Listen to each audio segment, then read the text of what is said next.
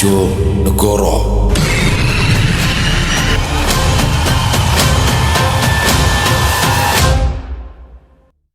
Assalamualaikum warahmatullahi wabarakatuh. Halo semuanya teman-teman, selamat malam. Selamat datang kembali di channel kesayangan kita, channel Ilo Bercerita. Dan masih bersama saya Ilo, dimanapun teman-teman berada. Semoga teman-teman selalu dalam keadaan sehat walafiat, tanpa kekurangan satu apapun. Amin, amin ya robbal alamin. Dan pada kesempatan yang baik ini, saya akan membawakan satu kisah dari Wulan Kemuning. Wow, dan pada kisah kali ini akan menceritakan tentang seorang wanita yang bernama Reni, yang memasang susuk di area vitalnya. Waduh, ngeri banget ya. Dan ternyata pemasangan susuk ini mengharuskan dia menikah dengan jin pemilik susuk itu. Waduh, hingga ada konsekuensi yang harus dihadapi Reni di kemudian hari, bahkan sampai akhir hayatnya. Gimana sih selengkapnya? Tapi sebelum kita masuk ke dalam ceritanya, buat teman-teman yang mungkin baru gabung atau yang udah lama gabung tapi lupa nih belum diklik tombol subscribe-nya, yuk bisa diklik dulu tombol subscribe-nya. Jangan lupa lonceng notifikasinya juga dinyalakan agar teman-teman selalu mendapatkan notifikasi dari konten-konten yang akan kami upload selanjutnya. Dan untuk channel Ilo Bercerita, kami upload setiap hari ya teman-teman ya, setiap malam jam 9 malam waktu Indonesia bagian Barat. Oke, nggak pakai berlama-lama lagi, pasti udah nggak sabaran kan untuk masuk ke dalam kisahnya. Kita langsung saja masuk ke dalam kisahnya. Kita menuju ke Jawa Timur. Malam itu, aktivitas penjajah dan mencari kenikmatan malam di lokasi Kilo 10 berhenti tanpa ada yang memberhentikan.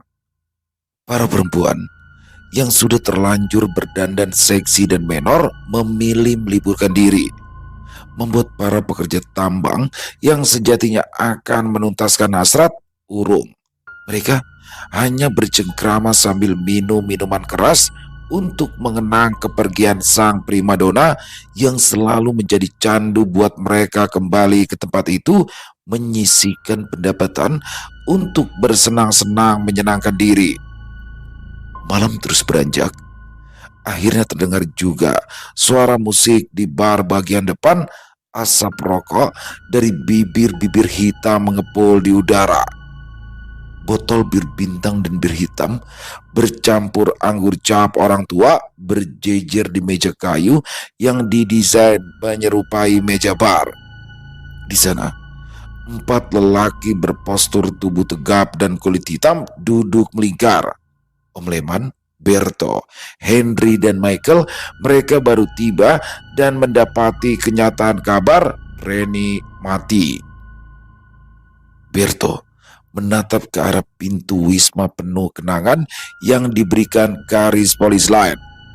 Aduh Reni, perempuan itu memang barbar betul, katanya sambil tersenyum miris memamerkan deretan giginya yang kuning kemerahan. Berto sampai mengusap jagunnya sambil menelan ludah saat mengingat momen bersama Reni. Memang, sepulangnya Reni melakukan ritual pasang susuk, Reni melaksanakan seperti yang Madam Rezi beritahukan. Laki-laki itu mudah ditaklukkan, asal berani memberi yang tidak pernah diberi di rumah. Tanggung jawab pada orang tua dan tidak mau kalah dari Wulan membuat Reni waktu itu memberanikan diri, hal yang dulunya ditolak mentah-mentah. Ya, persaingan dunia malam memang kejam. Mereka harus rela tidak dianggap seperti manusia. Semakin brutal, semakin pula diidolakan banyak pelanggan. Michael merasa kecewa, sebab seharusnya malam ini dialah yang mendapatkan giliran awal, bahkan sudah membayar terlebih dahulu demi untuk itu. Tapi apalah daya, Reni telah mati. Dentuman musik dangdut terus berlanjut. Tiba-tiba Henry mengangkat botol anggur cap orang tua. Sudahlah, kita berserang saja untuk Reni. Dia memang perempuan gila, tapi bikin laki-laki jatuh cinta setengah mati. Hiburan yang tidak bisa kita dapatkan di rumah. Om Leman manggut-manggut, sementara Michael ikut mengangkat botol birnya. Untuk Reni, seru mereka berempat hampir bersamaan. Suara benturan botol terdengar, lalu mereka menegak masing-masing, mengingat kenangan malam-malam yang tidak akan kembali lagi terulang di orang yang sama. Sementara itu, Di depan Wisma, Sri adalah orang yang paling kehilangan. Ia duduk memeluk lutut, matanya bengkak, wajahnya kusut, dan tangannya gemetar memegang ponsel milik almarhumah sahabatnya itu. Di layar ponsel tercantum satu nama, Ibu Reni, namanya Tina. Wulan yang tadinya berdiri langsung duduk bertanya, "Sri, kamu yakin mau telepon sekarang? Mungkin ibunya Reni belum siap dengernya loh." Sri menggeleng menahan tangis. "Harus sekarang. Ibu sama bapaknya berhak tahu. Kalau aku nunda, malah tambah berat buat Reni."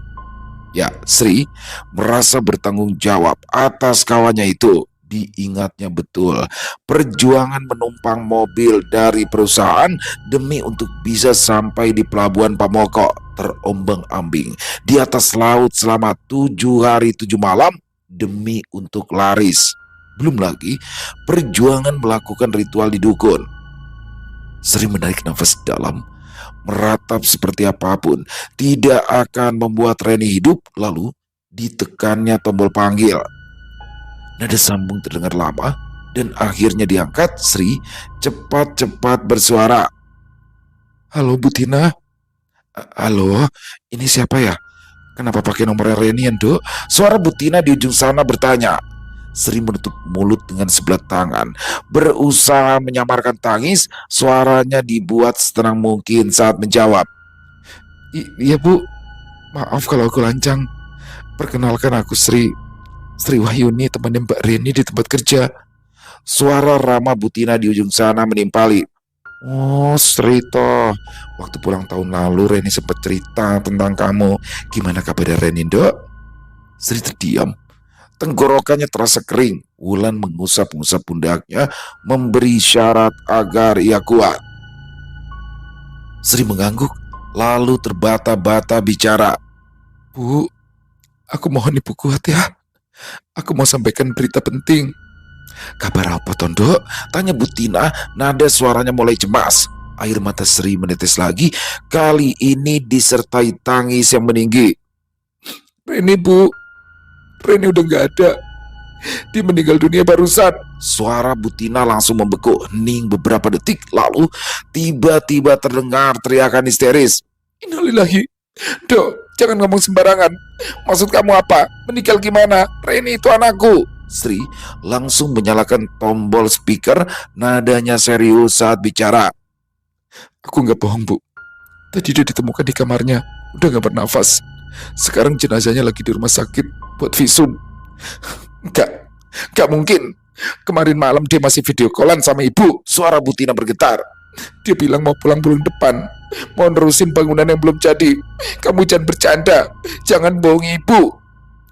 "Aku juga pengennya itu cuma mimpi, Bu. Tapi ini kenyataan. Reni sudah meninggal dunia." Sri terseduh-seduh, ia bicara tanpa jeda. "Aku sendiri di sini jadi saksinya, Bu. Tolong doakan biar jenazahnya cepat dipulangkan ke Kediri." Hening. Lalu suara isak tangis Bu Tina terdengar jelas dari seberang sana, semakin keras dan memilukan. Bu Tina menyayangkan, masih banyak yang belum diselesaikan, tapi anak yang menjadi tulang punggung keluarga malah pergi tanpa pamit. Memikirkan itu, Bu Tina terpukul. "Aku ingin Reni dipulangkan. Aku ingin lihat wajahnya," raungnya. Sri berusaha menguatkan. "Ibu yang sabar ya. Polisi masih urus semua. Begitu akan dipulangkan aku kabari lagi. Pasti dipulangkan kok. Ibu tolong kirim doa untuk Reni supaya tenang." Pesan Sri di ujung percakapan. Panggilan pun berakhir. Sri menunduk. Ponselnya jatuh di pangkuan. Wulan langsung memeluknya. Mereka sama-sama terisak. "Aku gak kuat, Wulan," bisik Sri lalu menatap Wulan. "Ibunya nyesek banget. Aku dengar suaranya kayak orang mau pingsan. Apa aku salah sudah memberitahukannya?" Sri merasa bersalah. Wulan menggeleng. "Enggak, kamu udah benar. Kalau bukan kamu yang ngomong, siapa lagi?" Sri menerawang ke arah ambulans yang tadi terparkir, kini sudah pergi membawa serta sahabatnya. "Semoga cepat selesai proses visum di rumah sakit. Kasihan ibunya nunggu." Sementara itu, di Kediri, di sebuah rumah bagus yang masih dalam tahap pembangunan tambahan agar jauh lebih mewah dari model rumah tetangga lainnya. Setelah menerima telepon dari Sri tadi, Butina terduduk lemas di lantai ruang tamu, ponsel masih di tangannya. Pak, Pak, panggilnya. Reni, Pak, anakmu barusan dikabarkan meninggal. Pak Samijan, suaminya, yang baru saja keluar dari kamar mandi terpekik. Apa? Lalu cepat-cepat menuju sumber suara. Begitu tiba, ia langsung mencekal pundak istrinya. Kamu itu barusan bilang apa, Bu? Butina menatapnya, sudah berurai air mata. Sri Wayuni, temannya Reni nelpon. Katanya Reni meninggal di tempat kerjanya di Papua sana, Pak, ya Allah. Innalillahi wa inna ilaihi rojiun. Reni anakku, bekik Pak Samijan terpaku di tempat, tubuhnya limbung seketika. Butina terus menangisi dan menyesali kepergian Reni. Reni anakku, masih banyak yang harus kamu kerjakan, Dok, sesalnya sambil menepuk-nepuk lantai keramik. Sementara Pak Samijan hanya bisa terduduk sambil memegangi kepala dengan kedua belah tangan. Sedangkan Butina akhirnya terkulai di lantai, menangis seperti anak kecil. Ponsel yang baru saja digunakan tergeletak, tapi kata-kata terakhir Sri terus terngiang di telinganya. Reni meninggal, Bu. Mohon doanya agar jenazah bisa segera dipulangkan. Setelah beberapa saat, Butina mengguncang bahu suaminya. Pak, ini mimpi toh. Reni anak kita yang kemarin malam masih nelpon. Masa ia sudah meninggal toh, Pak? Pak Samijan hanya diam. Air matanya menetes jatuh ke lantai. Sementara istrinya terus meratapi dengan suara yang semakin meninggi. Begitu pula dengan tangisnya. Tak lama kemudian, dari luar terdengar suara langkah kaki. Assalamualaikum Butina, Pak Samijan. Waalaikumsalam, jawab Samijan dengan suara bergetar. Bu, apa benar anakmu Reni? Tadi ku dengar katanya meninggal, tanya seorang ibu tua berkerudung ungu bernama Bude Kanipa. Butina menjawab, iya, anakku meninggal. Setelah itu ia menangis lagi. Innalillahi wa inna ilaihi rojiun. Pekik Bude Kanipa. Ia langsung keluar ke teras, memberitahukan para tetangga lainnya. Ya Allah, Reni sudah tidak ada, mati di perantauan, pekiknya. Para tetangga langsung datang berbondong-bondong dan rata-rata ibu-ibu, mereka semua duduk di ruang keluarga. Sebagian dengan wajah prihatin, sebagian lagi justru mulai mencibir. Dari sudut ruangan, dua perempuan saling berbisik. Kasihan banget ya, matinya di tempat begitu lagi, bisik Yuk Parmi yang rumahnya saling berhadapan dengan Butina. Leha, perempuan muda beranak dua, seusia Reni menimpali, pura-pura tidak tahu padahal ia tahu. Katanya kerja di Mimika, tapi tempat apa ya kerjaannya? Kok gampang banget dapat uang? Yuk Parmi berbisik. Apalagi kalau di sana, ya jelas jual diri lah. Leha langsung berdecak, matanya meneliti pada ruangan yang penuh perabotan itu. Pantes rumahnya bagus, sawahnya nambah 2 petak.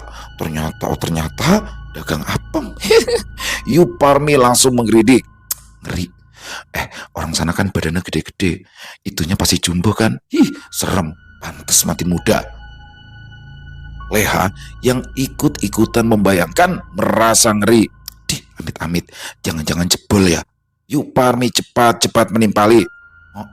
Pasti kui. Setelah itu, keduanya langsung berdiri dan keluar tanpa mengucapkan bela sungkawa.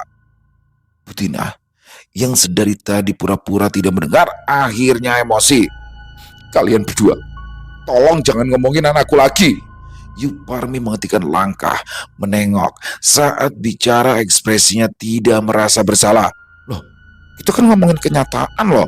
Lalu menarik Leha segera pergi dari tempat itu. Pak Samijan lekas berdiri memeluk istrinya erat. Wes Bu, wes, biarkan saja orang mau ngomong apa. Sekarang tugas kita cuma satu, nunggu jenazah anak kita pulang, lalu memakamkannya dengan layak. Tapi Pak, mereka menuduh anak kita. Mereka sudah menghina Reni. Suara Butina makin pelan. Padahal waktu terakhir nelpon, dia bilang mau pulang, mau minta maaf, kepingin insaf setelah selesai renovasi dan membuat usaha. Rene wis capek Pak, ndak mau kerja gitu lagi. Pak Samijen menatap kosong ke arah dinding, suaranya berat dan pasrah. Bu, kita tahu Reni sudah salah jalan, tapi dia tetap anak kita, Bu. Sekarang dia sudah pergi. Sudahlah, terima saja apa kata mereka tadi. Toh sudah banyak yang terlanjur tahu. Butina menatap suaminya lama, ia pun mengangguk. Iya Pak, sekarang aku kepingin lihat dia sekali saja. Sekali aja sebelum dikubur. Semoga jenazahnya benar-benar dipulangkan ya Pak. Pak Samijan mengangguk, berusaha tegar. Ya Bu, semoga dimudahkan jalan pulangnya supaya nanti arwahnya bisa tenang. Sepanjang malam, Pak Samijen dan istrinya menatap foto Reni yang terpampang di figura besar. Pulanglah Dok, biar ibumu bisa maafkan semua dosamu. Biar bapakmu juga bisa tenang sudah menguburkan kamu, gumam Pak Samijan. Tiba-tiba saja, di luar rumah, angin bertiup dengan kencang membuat dedaunan pohon pisang yang ada di belakang rumah bergoyang liar. Sementara langit perlahan-lahan tertutup mendung, tak ada satupun bintang. Suara angin semakin kencang, disusul petir yang bersautan. Kilatan cahayanya sampai masuk ke dalam rumah, menambah sedih hati Pak Samijan dan istri, berharap pagi segera datang dan akan segera mengirim doa. Semalam suntuk, Pak Samijan dan istrinya tidak bisa tidur. Begitu pagi tiba, mereka mempersiapkan semuanya. Sesuai rencana, Pak Samijan mengundang para tetangga, sementara Butina membuat beberapa macam kue, dibantu tetangga secara sukarela datang. Begitu selesai isya, rumah besar Pak Samijan tampak berbeda. Di ruang tamu, tikar digelar. Di atasnya sudah berjajar melingkar piring-piring berisi aneka jajanan. Tapi dari 50 undangan yang sore tadi didatanginya, hanya sekitar 15 orang yang muncul. Padahal jam acara sudah dimulai, itu pun sebagian tampak terpaksa. Pak Samijan duduk di antara mereka, memakai baju koko putih dan peci hitam. Meski kecewa, ia tetap berusaha tegar saat menyampaikan niat. Matur nuwun sederek sedoyo, sampun rawuh. Niki acara kirim dongo tigang dinten putriku kula. Naminipun Reni Rahmawati. Mugi amalipun ditampa Gusti Allah. Butina duduk di pojok dekat dapur, tak sanggup mendengarnya. Buati, tetangga yang baik hati, berusaha menenangkan. Sing sabar Tina, kabeh wis kersane Gusti. Kowe harus ikhlas. Butina mengangguk. Oke, aku akan mencoba ikhlas. Tiba-tiba, dari arah belakang tamu, seorang bapak bernama Gimin, berusia sekitar 55 tahunan, suaminya Yuparmi itu, berbisik pada temannya. Sebenarnya aku ini agak takut datang ke sini. Kata orang-orang, Reni itu kena HIV. Yo, entah bener apa ndak. Duh, kalau sampai kita ketularan piye toh? Tikno, suaminya Leha, yang diajak pun menimpali. Iya, tadi aja istriku nggak ngizinin datang. Katanya najis kalau sampai makan makanannya dari uang haram soalnya. Belum sempat percakapan itu diteruskan, suara Cak Mustaqim, tokoh agama yang diundang untuk memimpin tahlilan, mulai terdengar. Bismillahirrahmanirrahim. Yasin. Suara para jemaah mengikuti suara bacaan itu bergema di dalam ruangan. Namun di tengah bacaan Yasin, dari arah dapur terdengar gaduh seperti pintu ditendang. Brak, brak. Beberapa bapak-bapak spontan menegakkan tubuh, tapi sekat ruangan beton membuat mereka tidak mendapati apapun. Astagfirullah, suara apa kayak? Seru Gimin kaget setengah berdiri. Waduh, arwahnya pulang kampung, Mbok. Cangkem Mumin, bentak salah satu bapak-bapak yang merasa ketakutan. Di pojok dapur, Butina langsung berpelukan dengan Buati. Ya Allah, mata mereka membelalak saat menangkap sesuatu melintas di samping tralis jendela dapur tanpa gorden. Sangat pelan dan sempat menoleh sebelum akhirnya suara gaduh menabrak pintu tadi terulang. Di ruang tamu, Cak Mustaqim membaca ayat lebih keras, menekan suaranya itu dengan ayat-ayat Yasin. Namun, gemuruh di dapur malah semakin keras seperti akan membuka paksa pintu. Glodak! Brak! Pak Samijan cepat berdiri, melangkah ke arah dapur. Tapi begitu sampai, tiba-tiba lampu dapur berkedip-kedip lalu padam keseluruhan. Padahal lampu rumah tetangga hidup membuat pandangannya terbatas. Tak selang beberapa lama, suara sesuatu menyeret terdengar jelas dari arah luar seperti sepasang kaki yang dirantai, tapi memaksa untuk melangkah di antara dedaunan pisang yang kering. Di ruang tamu, undangan saling pandang. Ini udah gak beres, Cak, bisik Tikno, matanya membelalak di tengah situasi yang gelap. Cak Mustaqim tidak menanggapi, memilih melanjutkan bacaan dengan lebih tegas. Suara bacaan itu seperti menembus dapur yang mendadak hening, dan karena keheningan itu jelas terdengar pintu dapur berderit terbuka pelan padahal dislot. Dari balik kegelapan muncul sesuatu, bayangan putih menapak pelan berhenti di ambang pintu yang terus berdiri tertutup dan terbuka. Pak Samijan memberanikan diri bertanya, "Sopo? Sopo itu di depan pintu dapur?" Pak, aku panas, Pak. Tolong lepaskan. Pak Samijan hampir pingsan mendengar jawaban yang sebenarnya tidak diinginkannya. Astagfirullahaladzim, Reni, pekiknya. Suara itu terlalu familiar di telinga Pak Samijan. Reni, anaknya, meski tidak menampakkan wujud sempurna. Di ruang tamu, Cak Mustaqim melanjutkan bacaannya lebih cepat, lalu disambung dengan bacaan ayat kursi dengan suara keras oleh para yang hadir.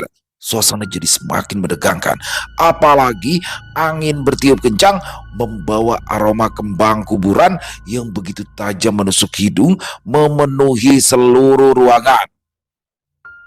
Tiba-tiba, Butina justru berdiri. Buati berusaha menahan tangannya, tapi langsung dikibaskan dengan kasar. Jangan menghalangiku, Bu, geramnya, lalu berjalan ke arah pintu. Reni, Dok, itu kamu ya? Tanya Butina di antara tangis. Pak Samijan berusaha menyadarkan istrinya. Tina, jangan ke sana. Tapi Butina tidak mendengar. Langkahnya terhenti di depan pintu dapur, matanya membesar melihat sesuatu di hadapannya. Hanya berjarak satu langkah, berdiri sosok perempuan muda. Baju putihnya penuh tanah dan noda darah, rambutnya panjang basah, menutupi sebagian wajah. Dari mulutnya keluar suara berat. Bu, sakit, Bu. Tolong. Butina menangis histeris.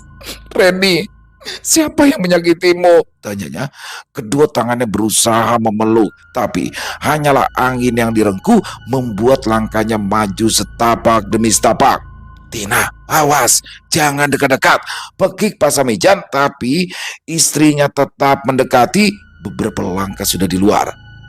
Di ruang tamu, Cak Mustaqim membaca semakin keras, suara bacaannya menggema bersamaan dengan lampu yang tadi padam total mulai berkedip-kedip, disusul angin berputar di dalam rumah seperti pusaran kecil. Setengah meter dari pintu dapur, di dekat pohon pisang, sosok itu perlahan, wajahnya menengadah. Wajah Reni kini terlihat jelas, pucat, matanya putih sempurna, dari sudutnya berair, tapi darah yang mengalir, bibirnya membiru. Aku gak bisa tenang, Bu. Pak, keluarkan dia. Di ruang tamu, Tikno dan Gimin memilih berdiri, lalu lari tunggang langgang pulang tanpa pamit. Sementara Pak Samijan berlutut di depan pintu, kedua tangannya menengadah. Semoga Allah mengampuni kamu, Dok. Lalu menatap ke arah sosok itu. Itulah sebabnya bapak sama ibu menggelar yasinan untukmu. Sosok itu memandang ayahnya lama sekali, lalu perlahan mundur, tubuhnya seperti ada yang menyeret, menghilang ke dalam kegelapan deretan pohon pisang tanpa ada suara mengadu. Butina hampir menyusul, tapi tangannya dicekal. Begitu menoleh, Pasamijan menyadarkan. Dia sudah pergi, Bu. Ayo masuk. Butina hanya bisa pasrah.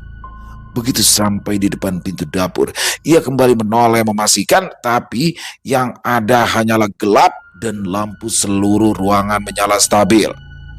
Jam Mustaqim yang menyusul di dapur menatap ke arah kegelapan. Di sana masih dilihatnya perempuan berambut panjang berdiri di antara pohon pisang lalu hilang di telan kegelapan malam.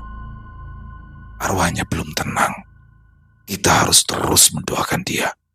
Kalau tidak, maka dia akan datang lagi, ucap Cak Mustaqim. Butina langsung pingsan dalam pelukan suaminya mendengar hal itu. Tubuh gemuk Butina dibopong masuk ke dalam kamar. Sementara itu, Buati ikut pulang beserta para bapak-bapak. Suguhan yang disiapkan masih utuh, berjajar di atas tikar. Keadaan semakin memilukan. Jam di dinding terus berdetak. Waktu menunjukkan pukul 11 malam. Tinggallah Pasamijan bersama Cak Mustaqim duduk di ruangan itu. Kemunculan sosok Reni membuat sesuatu mengganjal di batin seorang Cak Mustaqim yang punya kemampuan Linue. Itulah sebabnya kenapa ia tetap tinggal. Pak, bukannya apa-apa. Apa saya boleh mengajukan beberapa pertanyaan terkait anak jenengan? Tanya Cak Mustaqim sambil menyentuh ujung lutut Pasamijan. Tentu, Cak, tentu boleh. Selagi aku tahu pasti akan dijawab. Cak Mustaqim menggeser posisi duduknya hingga mereka saling berhadapan.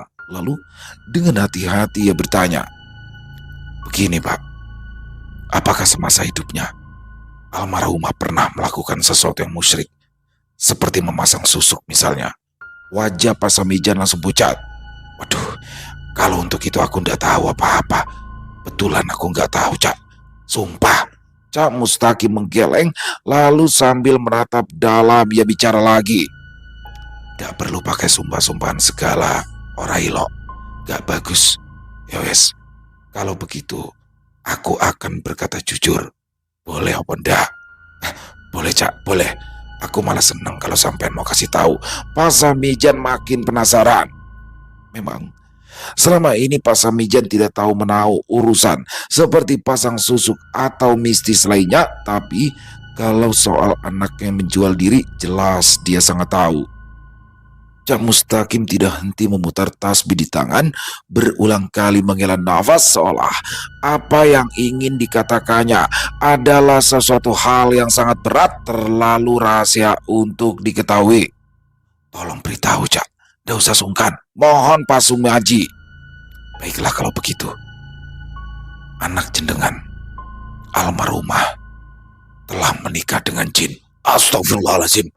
Anakku nikah dengan jin, pekik Pasamijan, suaranya menggema. Butina yang ada di kamar langsung terbangun. Setengah berlari ia menuju ke tempat percakapan itu berada. Sopo yang nikah sama jin, Pak? Siapa, Cak? Cercanya begitu bersimpu menatap dua orang di depannya. Pasamijan menjawab lirik. Anakmu, Bu. Anak kita. Ya Allah. Butina hanya bisa meratap. Cak Mustaqim kembali melanjutkan apa yang diketahuinya saat suasana sudah kondusif. Kemunculan arwah sosok anak jenengan itu karena jin yang menikah dengannya lewat ritual susuk tetap ikut. Dia kesakitan dan kepanasan karena jin itu masih terus menggaulinya tanpa jeda. Tidak, jerit Butina merasa ngeri mendengarnya. Sementara Pasamijan justru jauh lebih tenang menyikapinya. Lantas, bagaimana solusinya ya, Cak? Apakah Cak Mustaqim bisa mengeluarkan jin itu? Cak Mustaqim langsung menggeleng lalu menerangkan. Dia melakukan pernikahan itu dengan ritual. Ada proses pemanggilan dan pemasangan. Perpisahannya pun harus dengan ritual. Pak Samijan semakin bingung. Reni tidak pernah bercerita tentang itu, tapi tiba-tiba Butina angkat bicara. Gimana kalau aku telepon Sri sekarang juga, Cak? Siapa tahu teman akrabnya Reni itu punya informasi. Monggo, ditelepon saja, lebih cepat lebih bagus, supaya rumahnya tidak semakin tersiksa. Tanggap Cak Mustaqim. Butina langsung berdiri, tergopoh-gopoh masuk ke dalam kamar dan keluar, sudah dengan handphone di tangan. Di depan Cak Mustaqim, Butina segera menekan tombol panggil ke nomor Reni yang lalu masuk. Nada tersambung cukup lama dan diulang-ulang. Akhirnya, suara di ujung telepon sana terdengar. Assalamualaikum Bu, maaf telat, tadi lagi kerja. Butina cepat-cepat menjawab salam itu. Waalaikumsalam. Ibu mau tanya sesuatu padamu, Sri. Di ujung sana, Sri yang baru selesai melayani pelanggan barunya, Berto, berjalan ke sisi ranjang. Silakan Bu, mau tanya soal apa? Butina menatap Cak Mustaqim, lalu berganti pada suaminya terlebih dulu. Setelah itu, barulah langsung bertanya pada intinya. Apa kamu tahu kalau semasa hidupnya Reni pernah datang ke dukun? Tolong beritahu sama ibu, jangan ditutup-tutupi. Karena arwah Reni tadi datang. Bahkan sampai orang yang mengirim doa lari pada pulang. Dia menampakkan wujud karena kesakitan, Sri. Di ujung sana, Sri hampir pingsan dibuatnya. Dia tidak menyangka ritual yang mereka lakukan ketika mati pun masih menempel, bahkan sampai membuat arwah Reni datang minta bantuan. Bukanlah sebuah dosa untuk memberitahu Sri, lalu menceritakan semuanya tentang kedatangan Reni ke rumah Mbak Remo. Berikut alamat lengkapnya, semua diberitahukan di Bojonegoro lengkap dengan nama desanya. Terima kasih, Sri. Ibu benar-benar berterima kasih, tutur Butina sebelum mengakhiri panggilan. Butina langsung memberitahukan. Cak Mustaqim manggut-manggut lalu menerangkan sesuai yang dipahaminya. Kalau begitu, saya akan mengantarkan Bapak dan Ibu untuk menemui Mbak Remo di Bojonegoro. Hanya lewat beliaulah jin itu bisa dipisahkan. Dan tentu nantinya lewat sebuah ritual. Pak Sumiaji langsung antusias. Kalau begitu besok, Cak, kita pergi ke sana, supaya nanti 7 harinya bisa gelaran yasinan dan tahlilan lagi di rumah ini. Butina setuju, begitu pula dengan Cak Mustaqim yang pada akhirnya berpamitan pulang. Sepanjang malam, Butina dan suaminya tidak tidur. Sosok arwah Reni yang muncul tadi terlalu nyata untuk dianggap sebuah penampakan biasa. Dan menunggu besok tiba rasanya begitu lama. Keesokan harinya, Butina sudah bersiap. Begitu pula dengan suaminya. Mobil Xenia yang dibeli dari hasil keringat Reni setahun terakhir sudah dipanaskan di pelataran. Jam 8 pagi mereka pun berangkat menjemput Cak Mustaqim dulu yang rumahnya sekitar 100 meter dari rumah mereka. Begitu mobil berhenti, pria itu sudah bersiap, memakai baju koko putih dipadukan celana hitam lengkap dengan peci putih dan sorban kotak-kotak hitam melingkar di leher. Beliau masuk di kursi penumpang. Pak Semiaji memegang kemudi. Dari Kediri, mereka akan menuju ke Bojonegoro.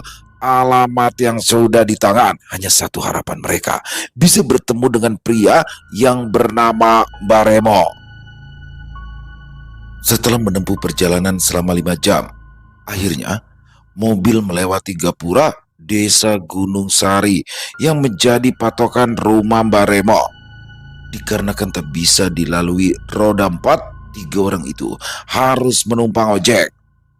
Sepanjang jalan, Pak Sumiaji tidak habis pikir bila putrinya sampai ke tempat ini.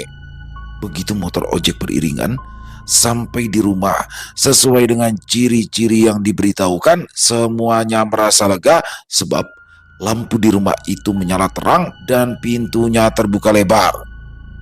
Sebelum membayar tukang ojek, Pak Sumiaji berbincang sejenak, memberitahukan kalau nanti mereka akan ditelepon kembali Mereka pun bertukar nomor kontak, lalu melangkah didahului oleh Cak Mustaqim. Tapi belum juga Cak Mustaqim mengucap salam, pria sangat sepuh tiba-tiba muncul di ambang pintu memakai sarung dipadu dengan baju batik, sebelah tangannya menggenggam senter, lalu menyorot wajah 3 tamunya itu bergantian. "Oke tenan Dayoko," ucapnya merasa senang. Dengan begitu ramahnya, ia mempersilakan masuk. "Monggo, monggo Cak," ucapnya sambil mengusap-ngusap punggung Cak Mustaqim seolah saling kenal sebelumnya. Mereka diterima di kursi jati, tempat dulu Reni mengungkapkan niat kedatangannya yang kedua kali. Dan di situ pula Cak Mustaqim sebagai penyambung lidah memberitahukan niat kedatangannya. "Kedatangan kami jauh-jauh dari Kediri ada keperluan penting, Mbah." Remo manggut-manggut. "Penting soal apa, Cak?" tanyanya sambil menatap dalam wajah karismatik Cak Mustaqim. Sementara Butina dan suaminya saling berpegangan tangan, mereka benar-benar tegang. "Sepurane sing kata Mbah, kedatangan saya semata mengantarkan bapak dan ibu ini." Cak Mustaqim mengarahkan jempolnya pada 2 orang yang dimaksud. Mereka berdua adalah orang tua almarhumah Reni. Cak Mustaqim sengaja menghentikan kalimat itu, tapi reaksi Mbak Remo yang setengah membungkuk menatap wajahnya biasa saja. Kata almarhumah sama sekali tidak membuatnya terkejut. Lalu Cak Mustaqim kembali melanjutkan kata-katanya. "Dengan niat meminta panjenengan untuk memutus ritual pernikahan anak mereka dengan jin yang diminta jenengan waktu itu sekian tahun kepungkur." Tiba-tiba Remo menarik wajah. "Kalau orangnya sudah mati, ya ndak bisa dipisahkan. Selain itu, ritual yang dilakukan anak sampean berdua waktu itu sampai tibolan patine jadi tidak terpisahkan." Butina langsung menutup mulut. Rupanya jin yang diambil anaknya waktu itu tidak bisa dilepaskan meski mati sekalipun, sebab perkawinan itu untuk sehidup semati. "Astagfirullahaladzim, berarti panjenengan tidak bisa membantu ya Mbah?"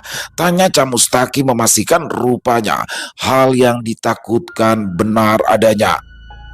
Diam-diam sepanjang jalan Cak Mustaqim berharap bahwa ritual itu bukan untuk sehidup semati, tapi nyatanya ia keliru. Remo mengerutkan kedua belah alis. "Ya ndak bisa, Cak."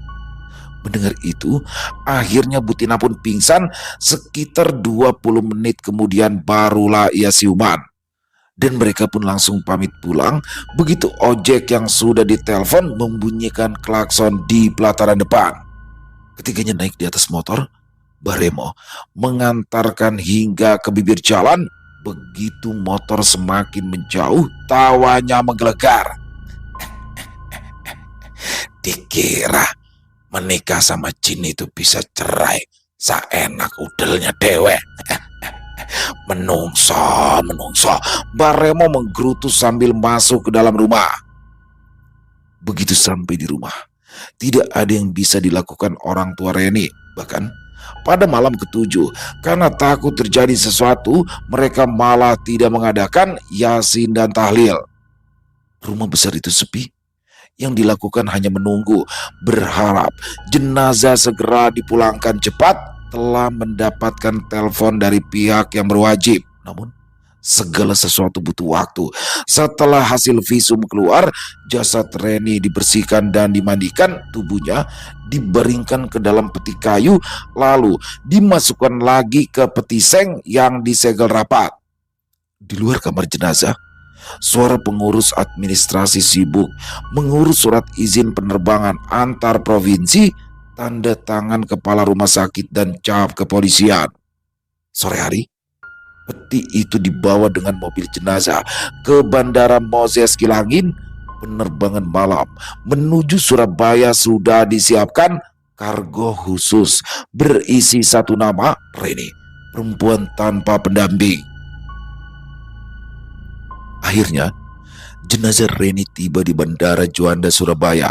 Dari sana, mobil jenazah berangkat menuju Kediri melewati jalan yang dulu mungkin pernah dilewati saat Reni masih hidup.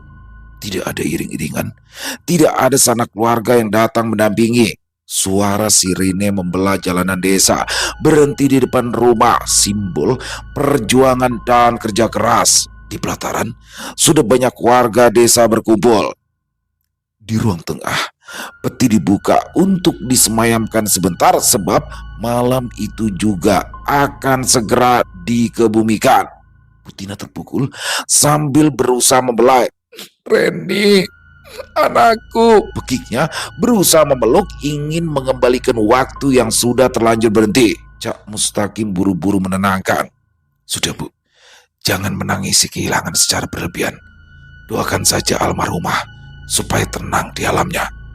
Tapi rasa kehilangan yang dalam membuat Butina kembali pingsan. Beberapa ibu-ibu, termasuk Bu Wati, menemaninya di ruang tengah. Begitu sadar, kembali pingsan. Sampai-sampai dia tidak melihat ketika jenazah diusung ke pemakaman.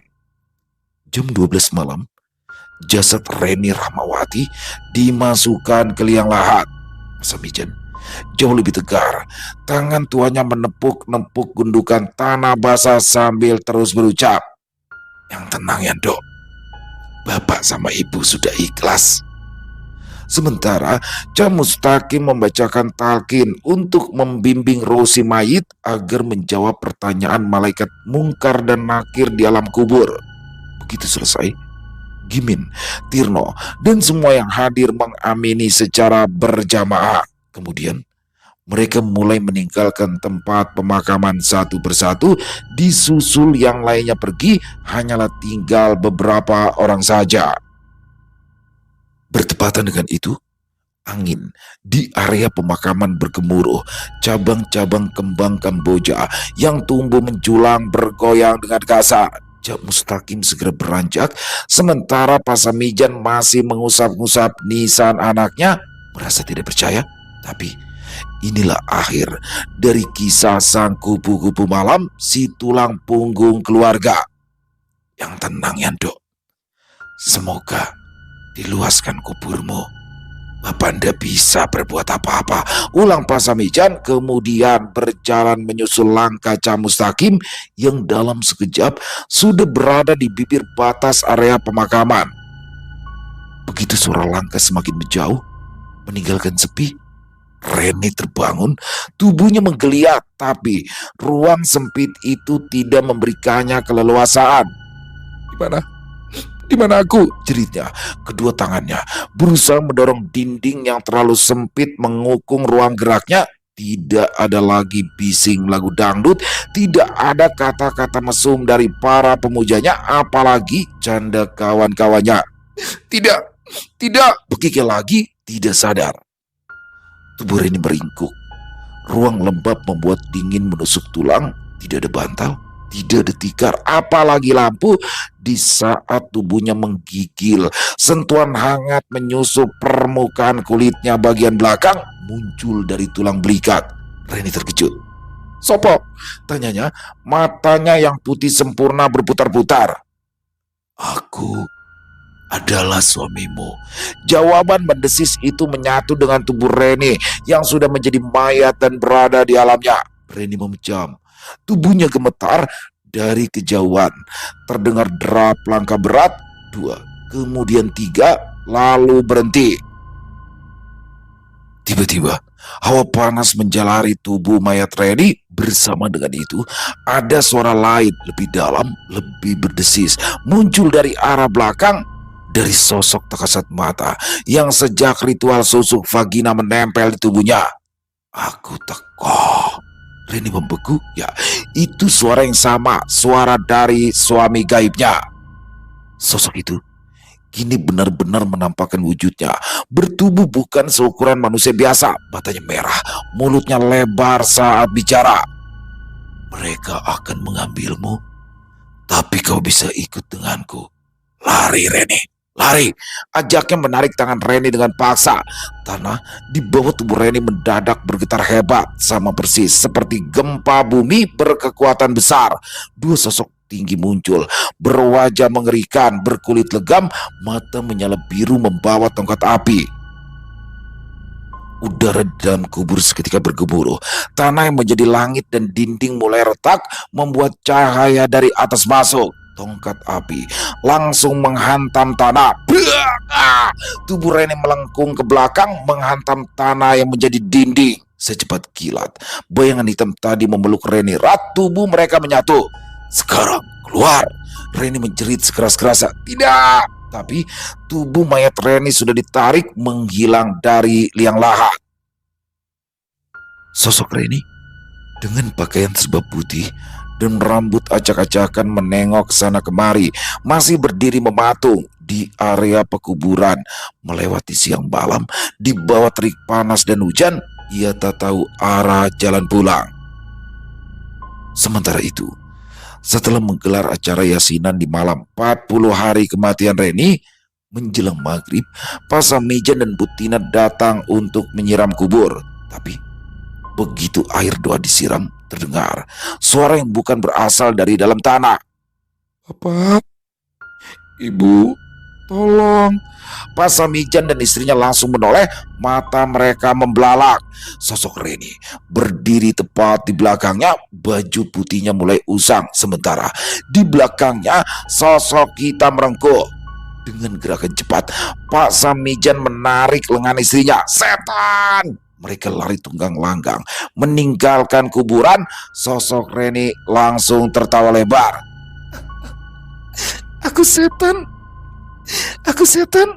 Lalu sosok jin yang menunggu Reni pun menjawab, ya, kita berdua adalah pasangan setan.